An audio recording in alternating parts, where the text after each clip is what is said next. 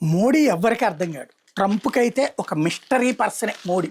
ఎందుకంటే తాజాగా ఓ పక్కన ట్రంప్ రష్యా దగ్గర నుంచి ఆయిల్ కొంటున్నందుకు భారత్ మీద 50% టారిఫ్‌లేసి 500% వేస్తామని బెదిరిస్తుంటే, రష్యా అధ్యక్షుడు పుతిన్నే పిలిచి కూర్చోబెట్టి సమావేశం జరిపి, ఆ పైన రష్యా ఆయిల్ మరింత ఎక్కువ కొంటున్నారు. ఇది స్పష్టమైనటువంటి లెక్క అనమాట. నేను ఇంతకు ముందు అనేక సార్లు చెప్పాను. ఇప్పుడు పత్రికలు రాసుకొచ్చినాయి వాటికి.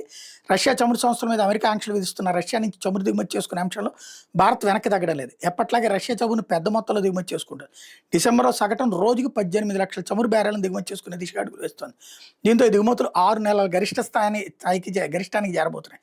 కమోడిటీ అనలిస్ట్ కెప్లర్ ఈ మేరకు అంచనా వేసింది. కెప్లర్ నివేదిక ప్రకారం భారత్ అక్టోబర్ నెలలో రోజు సగటున 14.8 లక్షల బ్యారెల చమురుని రష్యా నుండి దిగుమతి చేసుకుంది. నవంబర్లో ఆ సంఖ్య 18.3 లక్షల బ్యారెలకు పెరిగింది. డిసెంబర్లో ఆ సంఖ్య 18.5 లక్షల బ్యారెలకు చేరే అవకాశం ఉంది. 2025 జూన్ తర్వాత ఇదే అత్యధికం. ఈ ఏడాది జూన్లో భారత్ రోజుకి 21 లక్షల చమురు బ్యారెలను దిగుమతి చేసుకుంది.